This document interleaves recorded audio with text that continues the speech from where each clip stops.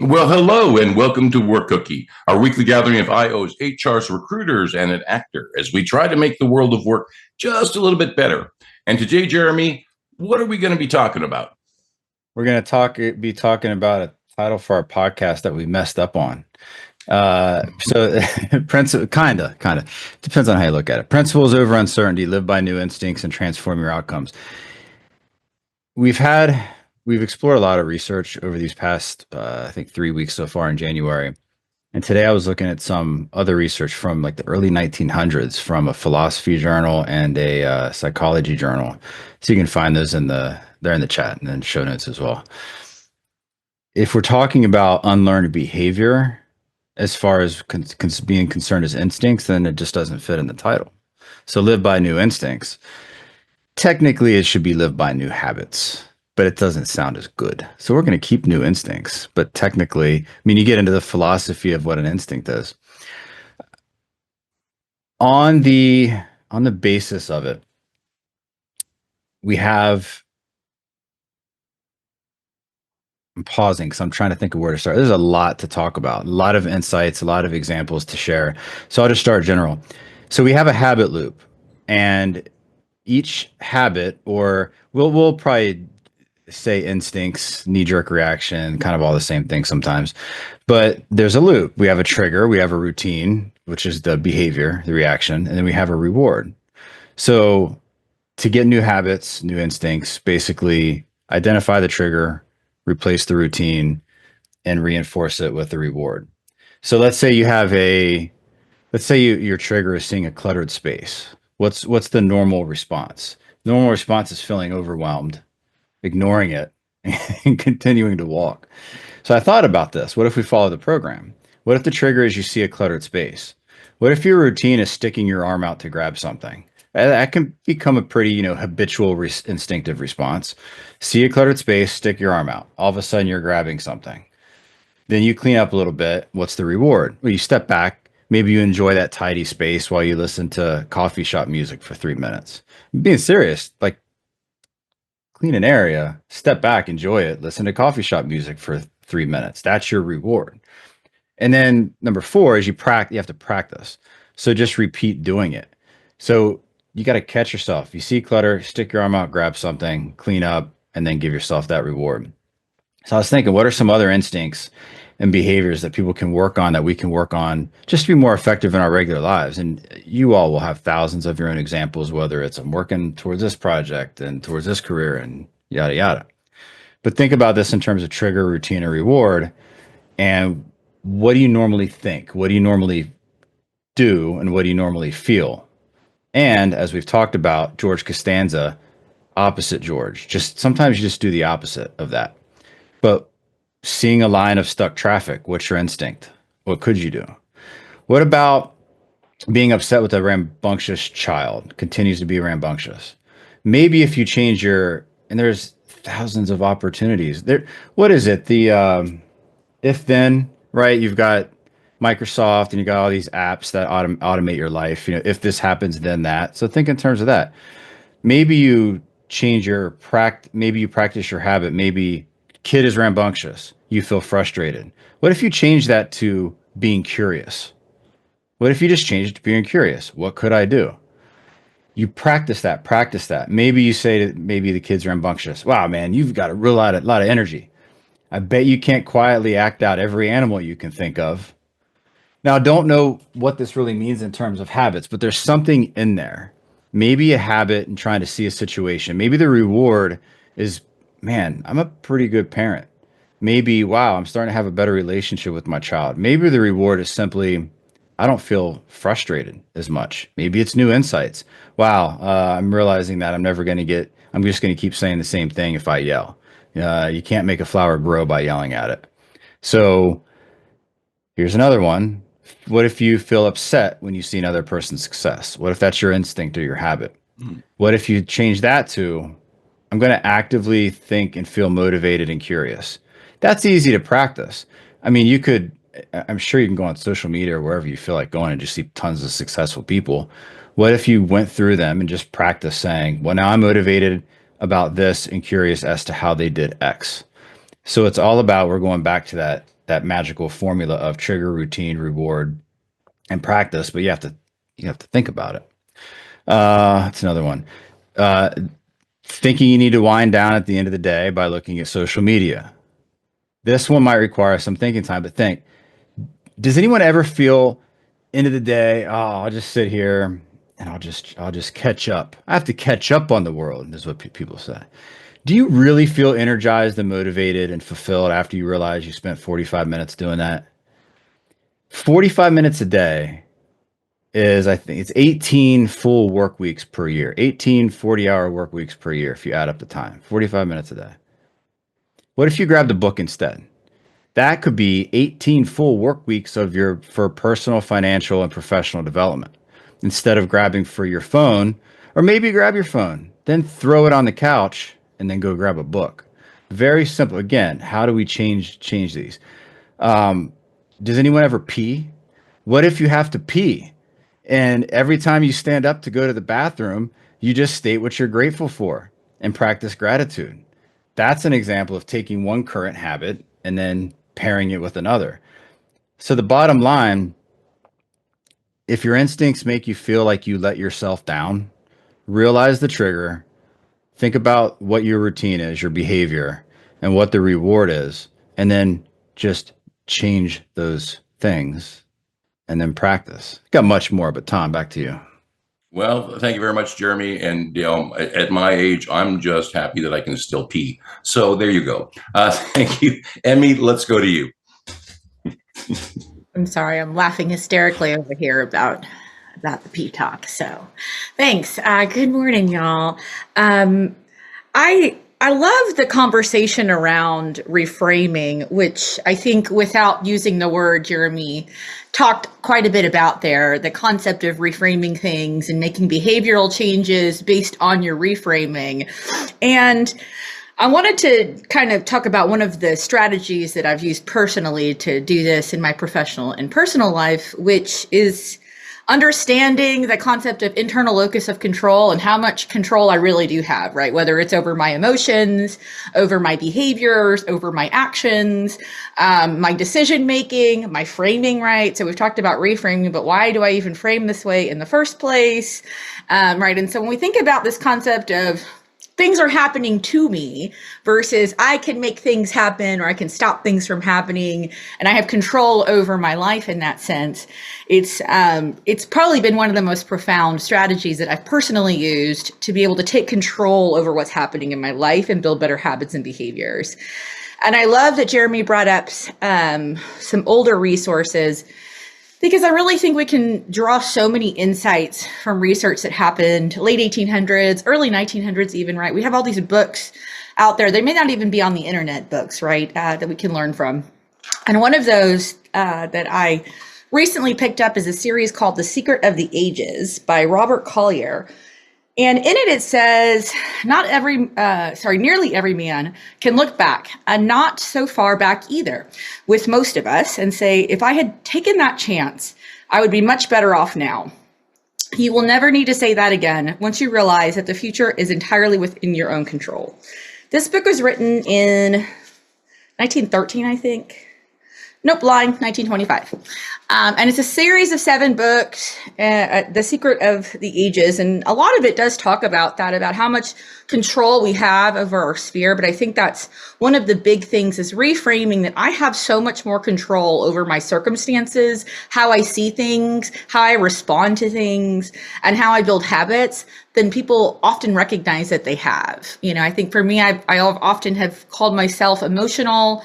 It's a word that I got labeled with as a young child. And although it is true, I have framed it as this negative thing in my mind, right? I show up in the workplace and I don't want to get emotional, quote unquote, right, in the workplace, right? But at the end of the day, the emotional nature that I bring also is my asset. I don't just have negative emotions, right? I can cheer with you. I can be your biggest champion, right?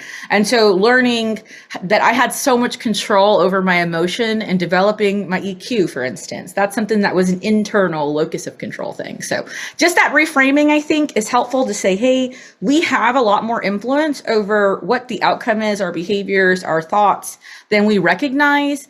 Taking step one of making the recognition, and then I love some of the tangible, practical things that Jeremy was mentioning, kind of building habits with other things you're doing, brushing my teeth while I'm memorizing a Bible verse in my case, right? Something like that as a personal thing that I might be doing to realign where I'm at and things I'm already doing. So super fun topic, and I'll dig into these 1800s, early 1900s book all day. So thanks, y'all.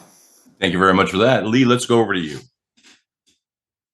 Yeah, it's interesting that so much is based on interpretation. And, I heard an interesting talk. Simon Sinek was talking about the anxiety. So, he was talking about somebody who was going, public speaking.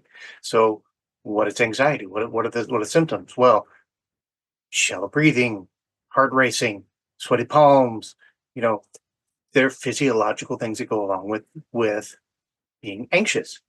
Well, if you go to someone and then they say, well, I'm excited. Well, what are the symptoms of that? Shallow breathing, heart racing, sweaty palms. It's the same thing. What's different is the mental part of that.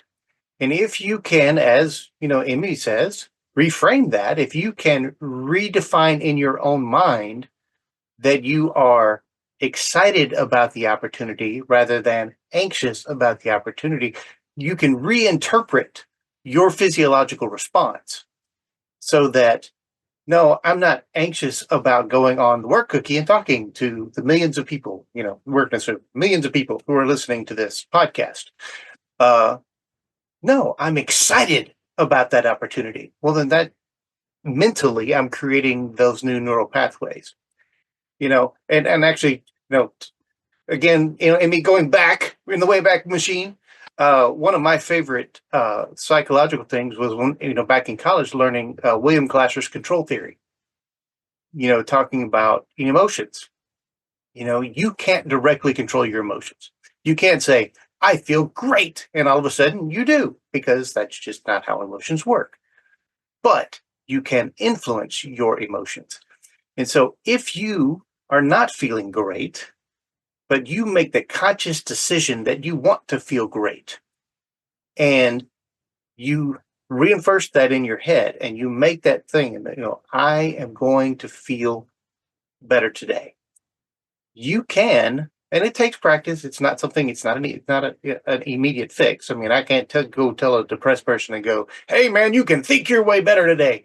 No, that would be amazing, but unfortunately that's not the way it works. But I have proved in my own life that when I am feeling down or I'm not feeling my best or whatever, that if I can focus on that and say, you know what, I am choosing to feel better today. I'm going to focus on positive things.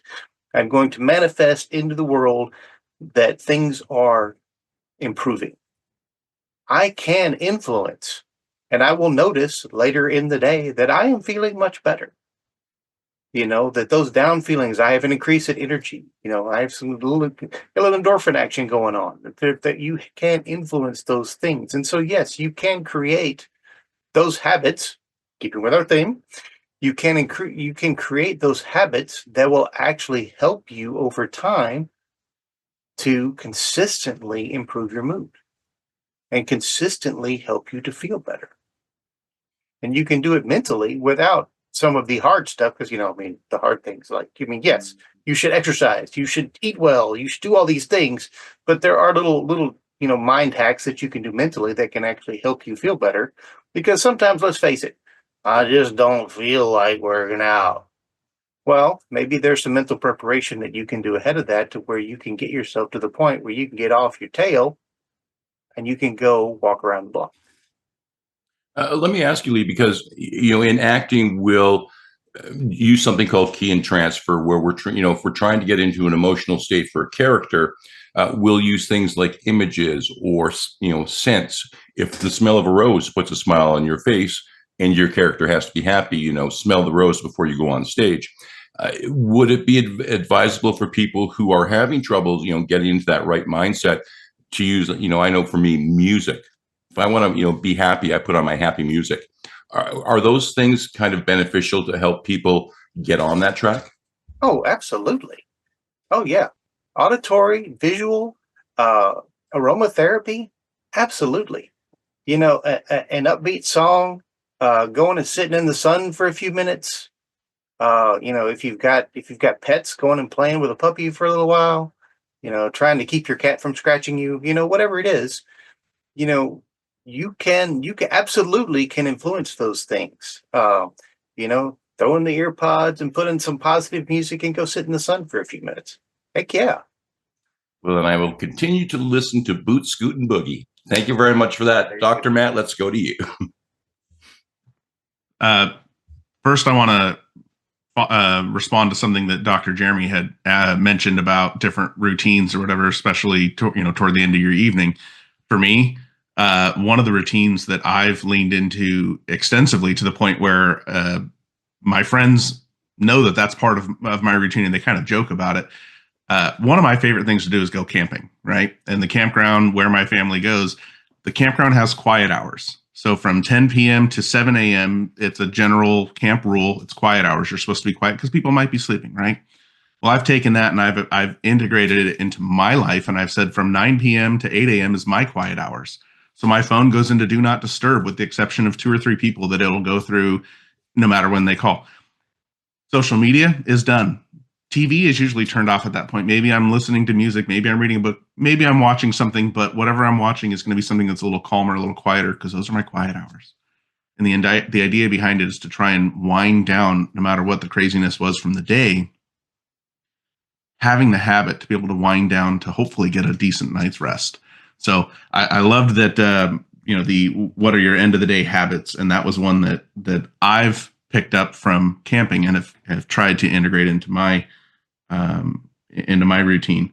And the other thing that couple things that Emmy had mentioned. One was around the older research. I am also fascinated by a lot of the older research that's out there, but I approach it with a bit of caution and skepticism to really understand: is this still valid? Is it still reliable? Is there further research that supported this? And when it comes to when we think about instincts and habits, it can be easy to see them as separate. Where instincts being automatic reactions and habits being intentional choices, but really, especially in the workplace, they can be deeply integrated and connected. And the habits we intentionally build can reshape how we instinctively respond to whether it's challenges or opportunities, especially in moments of uncertainty. That's where those guiding principles really come in, and they can act as a foundation to help us choose habits that align with the outcomes that we want, whether that's for ourselves, for our team, for our organization, whatever level you might think that or be approaching. And so, in that environment of uncertainty, it can be easy to feel overwhelmed by things that are out of our control. I love that Emmy brought up the locus of control, and focusing on your internal influences, and focusing on what matters. You start to create habits, or you can start to create habits that can reinforce that sense of control. So whether that's time blocking your most important tasks, so that you can reclaim that attention or that energy, regardless of distractions, whether that's it doesn't matter. It's transforming how you instinctively approach the workplace or the environment that you're in. And habits, when we bring that into the equation, habits don't form in isolation. They're shaped by the environment around us. And so if we want to build those habits that are aligned with our principles, what does that environment look like to create something where these aspects are reinforced? What does it look like so that the behavior is easier? It's our default because that environment supports it. What are the specific cues that we have put in place to try and trigger or prompt the intentionality that we're wanting to create? So maybe that's putting a sticky note on the top of your monitor saying, this is the first things that I want to do this morning. Or, how many times for those that commute into the office, you wanted to be there at 10 till 8, but traffic and a car accident and this and that, you get there at 5 after. And so you're rushing, you're scrambling, and you jump right into the computer. But if your intention for the day was, and your habit that you're trying to form is to have calm and clarity, maybe putting that sticky note that just says, take 30 seconds and breathe. So that maybe you showed up early. Cool. You didn't really need that. But for that moment that you came in rushed, that's a prompt. That's a trigger that's telling you, it's reminding you to sort of lean into the habits and the behaviors that you are choosing to keep in your control.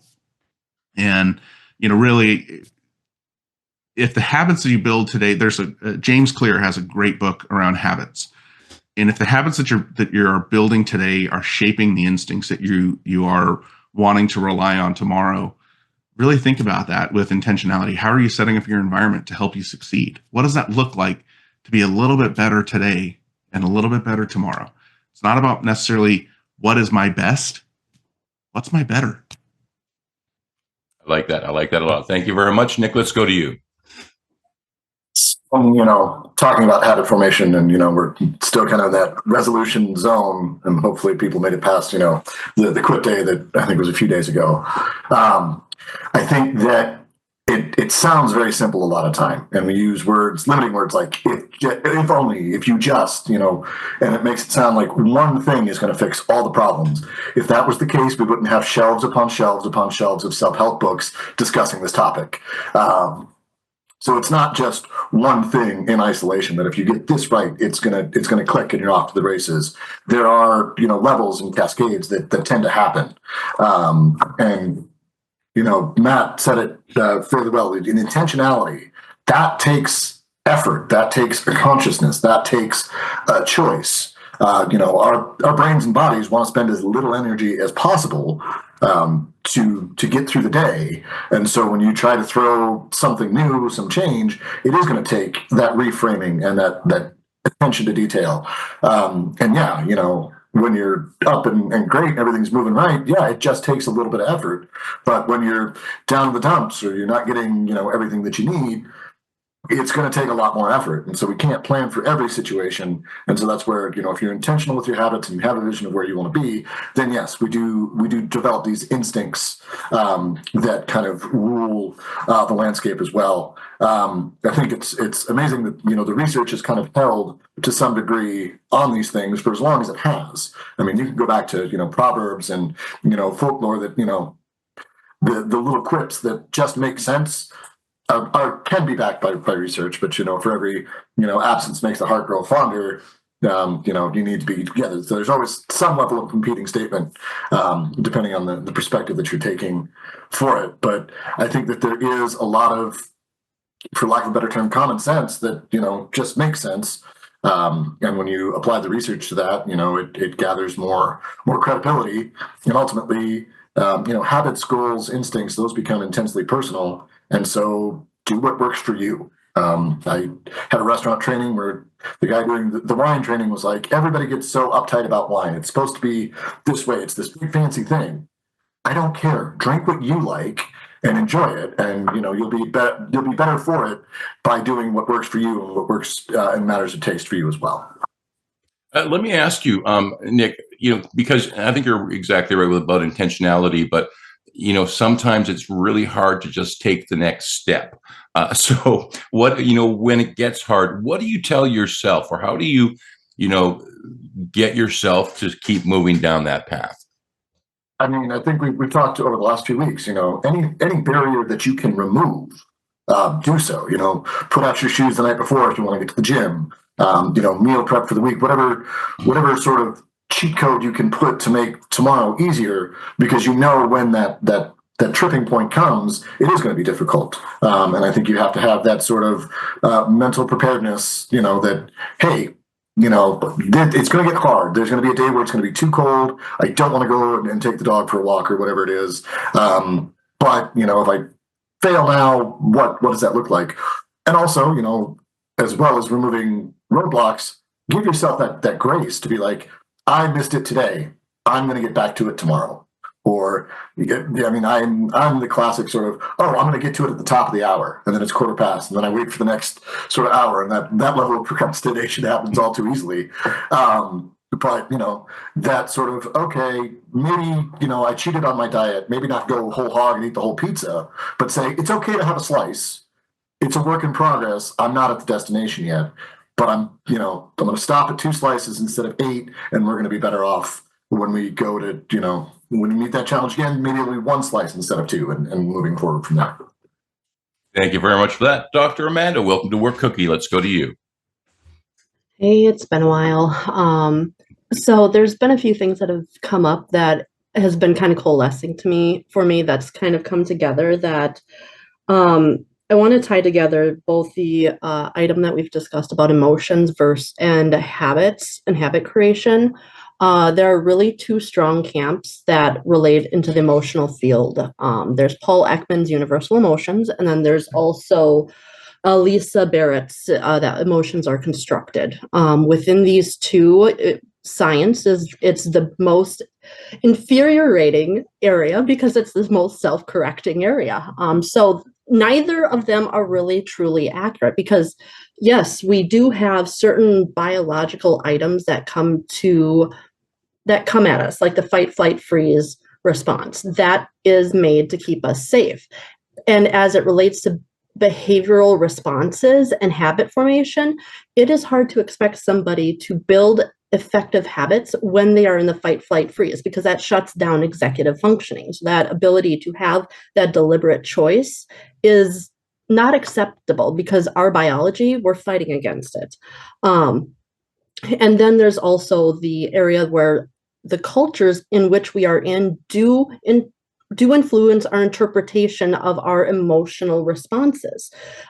So for instance, I think of in areas like if we were to speak up in the United States in where we may disagree with someone that is our elder or older, we would not necessarily be shunned because there isn't this value system that is put into place about not disgracing your elders.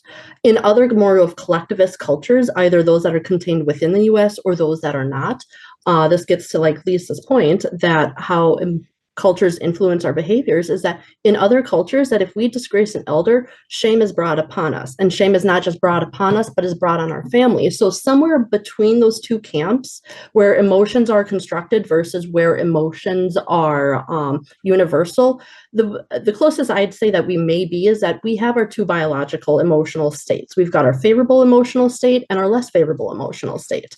And those favorable emotional state, the positive feelings, I hate that term because any emotion can always have some glimmer of something you can take away from it. But there's been in 2000, Barbara Fredrickson ended up releasing the Broaden and Build theory of positive emotions, which directly ties to the power of positive emotions in habit formation. Because when you are in a positive emotional state, it opens up your awareness to, and I'll actually turn my camera on because I normally do this when I'm talking to folks, is that when you're in a positive emotional state, it broadens what you see as behavioral options. So you go from maybe in a negative neutral stance where you're seeing 1 or 2 items for survival versus when you're in a neutral stance, there might be 3 or 4 options. However, when you are in a positive, emotional, affective state, you see more options. Synergy never happens when individuals are in a combative state. So priming those environments to ensure that individuals are in that positive state helps ensure that that habit formation that we're looking for is going to occur. And deliberativeness is a component that comes with being in those favorable, feel-good, pleasant emotional states versus the not less favorable. And this can go right into hand if we think about Maslow's hierarchy of needs. If you're so concerned about making sure that you have food on the table, a roof over your head, heat, warmth, cooling, whatever it may be, especially for those that are in the southern states with the snow right now, where it's like you want to try to be making sure that you're safe, that your basic needs are met. And you're not going to be able to be focusing on, can I self-actualize? Because you're not in an emotional area being able to do that. And there's been some talk about the bottom up and the top down approach, where we can use our environment, the sensory items that we feel, like you were indicating, Tom, about listening to music, to help influence us to get into a more positive affective state. We can also think from the top down of like, I'm going to try to look at this from a different frame. I'm going to reframe it from a more of a positive lens, while acknowledging certain things are hard. And there's something, and Emmy ended up mentioning about what you control. There is something that came up recently on LinkedIn that is like the circle of concern, circle of influence, circle of control. Well, there's been an adaptation to that where there's now the adapting circle. So you have what you have control over, you have what you have influence over, and then you have, stereotypically what you have concern over.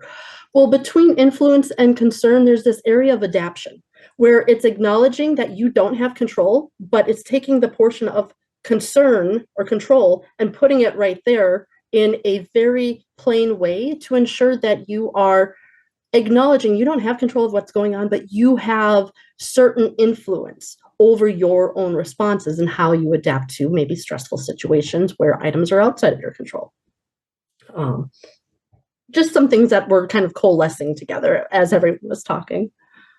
Well, thank you very much for that, because lots of great information in there again. Alexander, let's go over to you. One of the interesting areas here that I'm listening to in seeing that we could talk more about is our ability to control who we're around and those influences. This is something that really is important. If we're around people that are constantly negative and so forth, we already know about emotional contagion, where someone's bad mood can push off onto us, but also these bad habits can push off to us. So if we're here in the new year, we're going to say, what are our New Year's resolutions? What is the ideal person that I want to be? And when you start looking at that and you start looking at people that you're around, do those behaviors that they help push on to you meet the alignment of what you're trying to achieve with what you want to become? So when you can start to look at that and say, hey, I can control for a lot of my life about the people that I let influence me, who I'm around, who do I follow on social media, who do I necessarily even work with, because we can usually switch jobs. And so when we start looking at this and we start saying, I want to be around people that are going to inspire me, make me be the person that I'm trying to achieve this year, that really is something that's in our control most usually, and can allow us to really start inhabiting those other behaviors that maybe somebody else has that we want.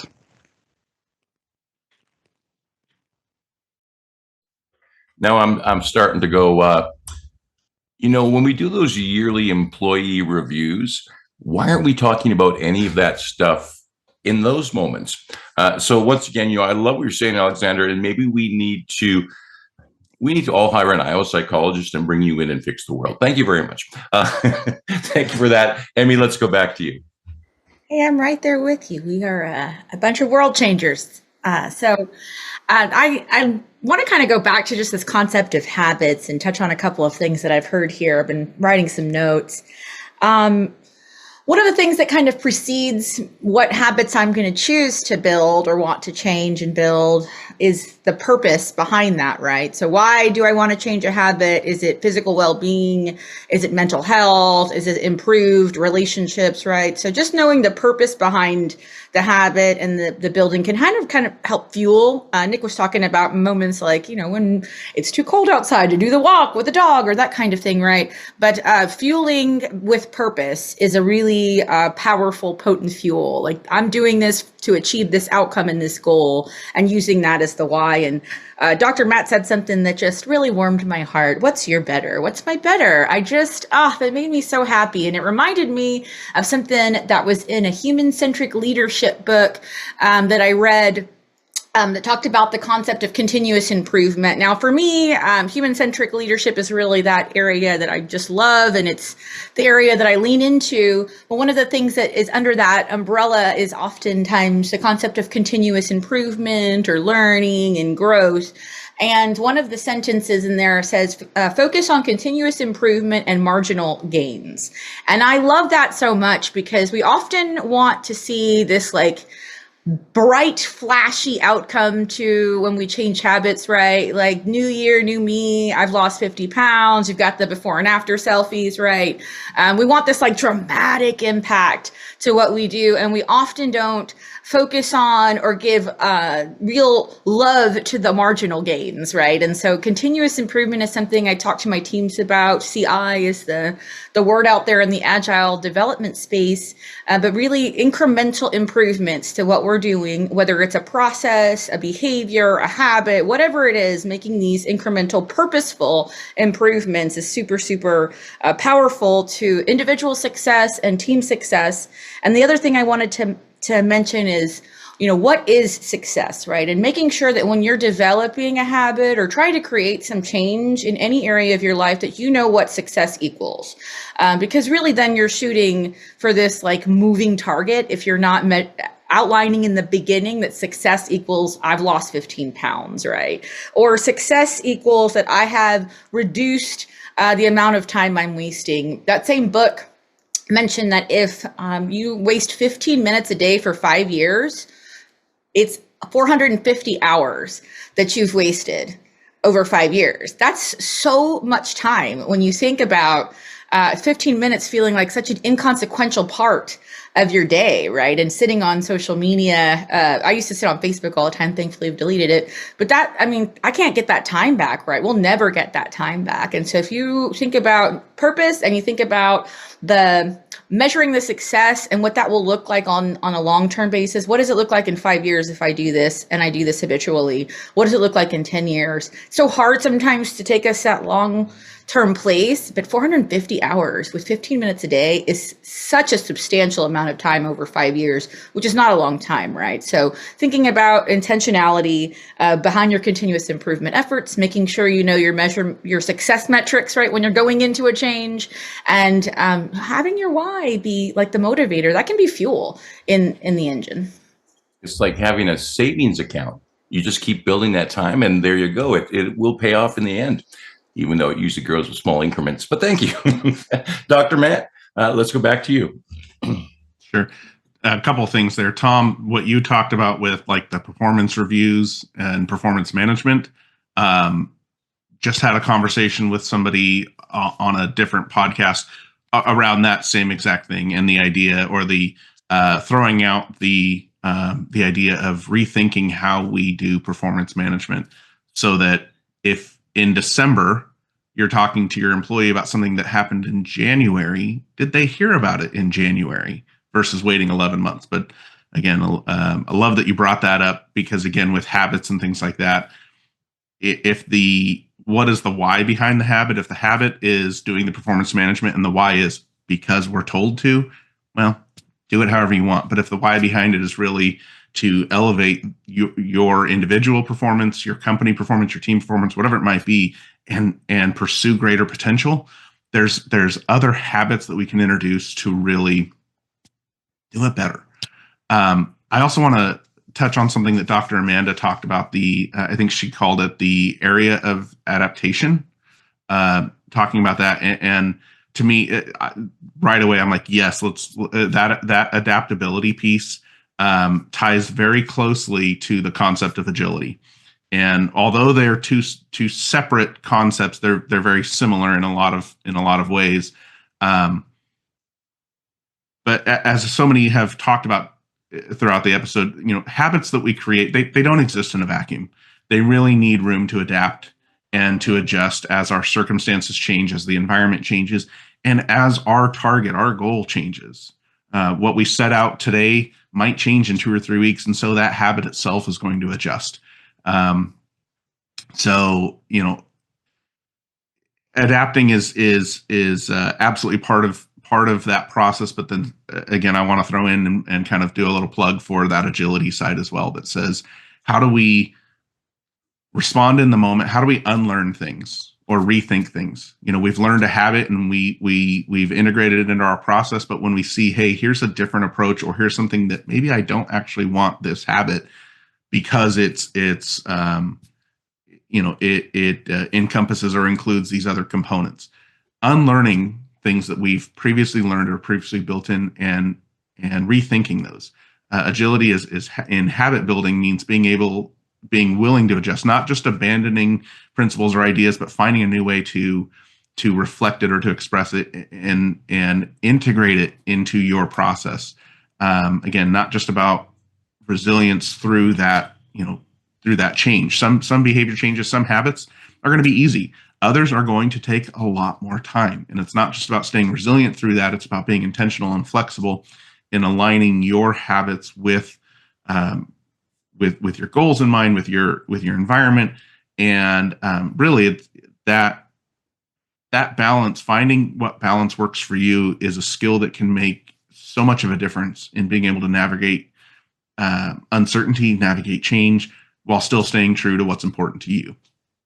There you go. Thank you very much for that. Nick, over to you. And we're kind of winding down a little bit, but I think that what Alexander said, kind of that emotional contagion, they say you're the sum of the 5 people you spend the most time around. And so it is one of those things where if you are serious about making deliberate, purposeful, intentional change, and you want to make sure that it happens, look at some of those factors that are surrounding you. Who are you spending time with, whether you're forced to or whether you choose to? Or do you have your best friend from high school who's always been kind of just a downer and looks at the negative side? And yes, that's a voice you need, but maybe we need a little less of that while you're trying to kind of shift lanes and things like that. The environmental factors, you have what you need. Dr. Amanda mentioned the hierarchy of needs. And if you're focused on, I need to eat today, it's really hard to think about, well, I need to spend 15 minutes a day reading a book. And it take care of yourself in what you can do that day. Again, going back to that idea of it's okay to have a misstep. It's not, if you're really trying to get somewhere, it's not okay to stop, but it is okay to stumble. I think that idea of a little bit of self-grace, hopefully helps, because change is hard. Again, we have shelves upon shelves upon shelves of books that touch on this idea, and we've been writing them since we could write. So it's not an overnight success. There's work to be done, and it's amazing what happens when you stop and look back and go, oh, that's how far I've come. But it's not so easy to see that because we get the blinders on, and it's this task or this role or this sort of single vision that we have in the moment. And then when we step back and take a look at the broader picture and building in time to check in with your goals and take a look back and see where you've come, to see where those accomplishments are, to be able to build and retool and calibrate towards where we're heading.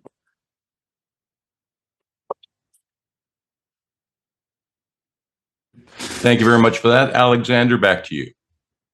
So you brought up a really great circle back to the topic with the ending of my last time talking, Tom. And I want to kind of mix together some different sources. I've been listening to a lot of different sources recently from far ends of each political spectrum, from like the London School of Economics and so forth. And so for those who don't know, LSE has produced more heads of state than any other college anywhere, and that's across multiple countries. So this is like a really top tier thought leadership school.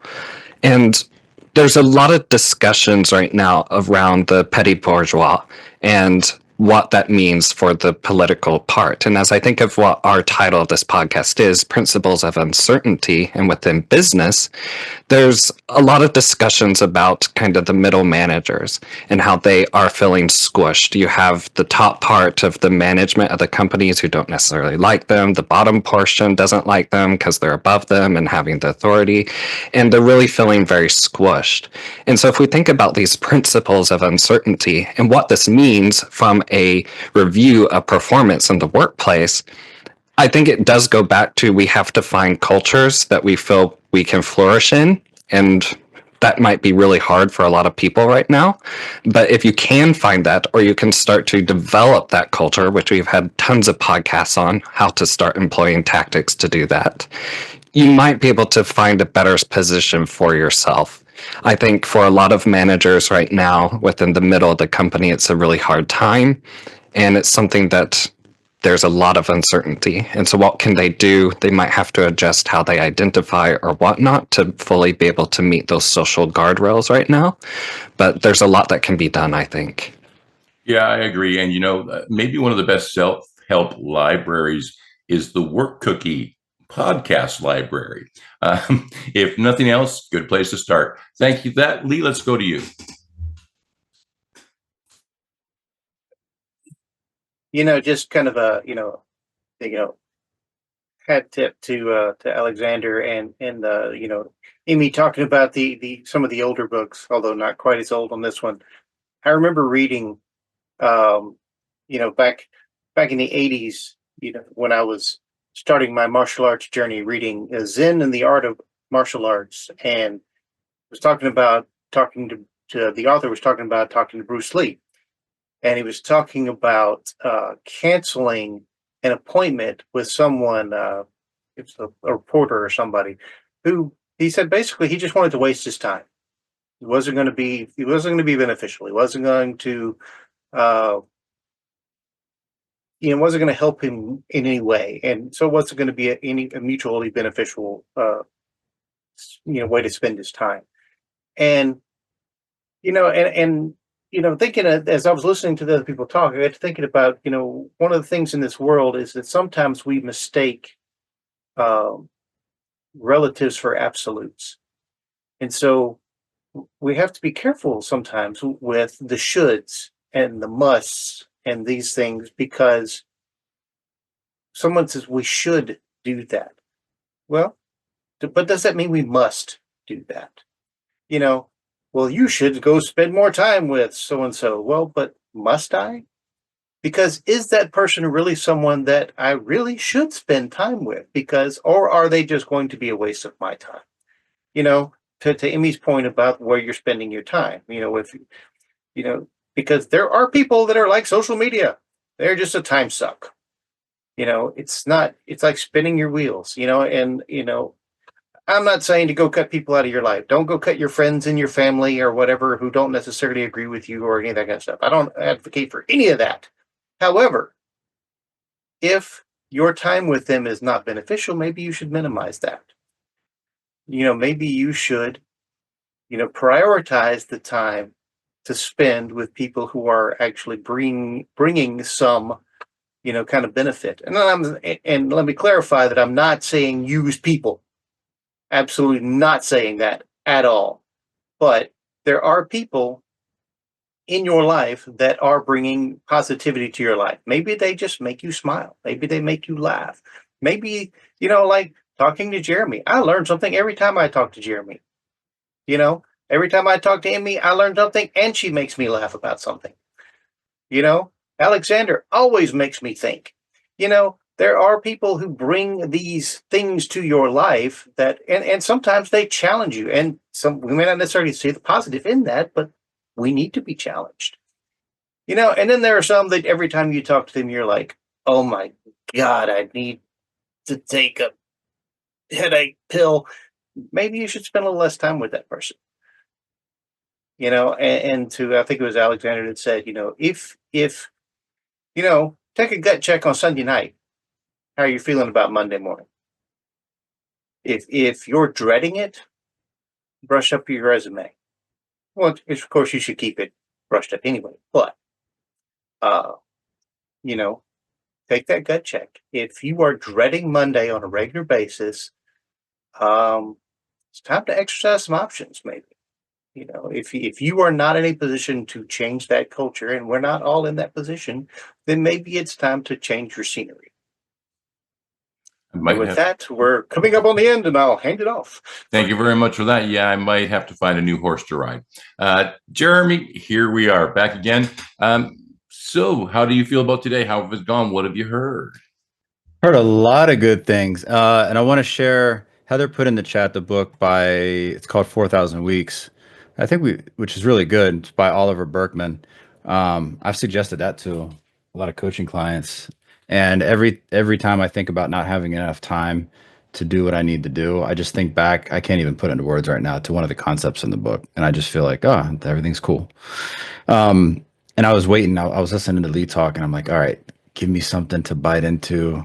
And he mentioned resumes. So, hey, speaking of resumes, and Tom, I'm going to have to send you, we're trying to finalize like a sweeper for this course that we're building, and the actual name. just sent out, and Heather's a big part of this, developing a lot of good stuff for this course. So, hi Heather. I'm gonna read a sweeper in my worst Tom voice that I can, at least part of it, and then I'm gonna name off a couple of the potential titles that we have. And it's a little choppy. Exciting news for all IO psychology professionals looking to break into the field or land that dream job. Coming in March 2025, hopefully March 1st, we're launching the Ultimate IO Career Builder course. Tom, you do this much better than I do. Designed to set you up for long-term success. We understand how tough it can be to break into the field and find the right opportunity. That's why the course is expertly crafted by IO psychology, HR, role selection, and course development experts to guide you every step of the way. Each module contains concise and chunked information, packed with unique insights, actionable tips, and Tom, you do this much better than I, and proven insights, methods to help you stand out. But it doesn't stop there, Tom. But wait, there's more. There's interactive learning. You can dive into infographics, experiential stories, short podcast chats, and audio thoughts from the course developers, including me, which Tom might have to change that to including you. Hands-on practice. Build your skills with career acceleration activities tailored to give you a competitive edge, and exclusive tools, access to the CBOC custom AI GPT, your personal IO career coach, available 24/7 to help you refine resumes, draft your star stories, brainstorm portfolio projects, and so much more. Stay ahead of the game and do the heavy lifting now so that it's light work when it matters most. Keep an eye out for updates. So we're going to have to make that into a sweeper, Tom, which you're going to have to read, and we'll put that in. And then I don't know, we're trying to decide on a title. So I don't know if we should do maybe we should do a LinkedIn post and just get everyone's feedback. But I was thinking about this. I was thinking about the brand of IO and what people are looking for and what would really make sense. And I was thinking, we've got, of course, our CBOC brand and archetype and everything. And I was thinking of some words for this actual course. And when people are hungry for that job and it's tough to break into the field, I was thinking like fearless, breakthrough, bold, revolutionary, game changing. And IO Career Builder just isn't a good title for the course. So we've got a couple options. The Ultimate IO Psychology Career Guide from Frustration to Job Offer. The IO Psychology Job Hunt Playbook. Nail the Job You Deserve. I mentioned that one. And there's a couple of others. And there's some cool taglines like End the Job Search Stress, IO Career Success Simplified, From Degrees to Dream Jobs, the IO Career Solution, all this good stuff. But how's that for like a super long fitting that in for a plug for this course, since we don't have a sweeper yet that we're going to put in here just to talk about it and then try to get feedback. And I'm not even going to listen to feedback because we got to end the show. How's that for marketing? It's great. And I think you do need like the monster truck voice when it comes to, promoting the program. But I love it. And it, for me, it's about time, Jeremy. It's about time you got this done. Yeah, right. Exactly. Speaking of time, what's we going to be talking about next week? Next week, our topic is analyzing and evolving your habits for continuous growth. And that'll be number 5 in this 5-week January we got going on. And Lee's got the Psychology Mixer tonight. Very popular. So if you're out there listening, join it on Thursday nights. And I keep now getting mails for the Industrial Organizational Psychology Student Meetup. So that's out there as well for all the students who, start with that. And then, once this new CBOC program is up and running, it's from disappointment of university to the dream job of an IO psychologist. There you go. And with that, Jeremy, unless you've got something else to say, I think you should count us at it. You said it perfectly. Counting out of 5, 4, 3, 2, and 1.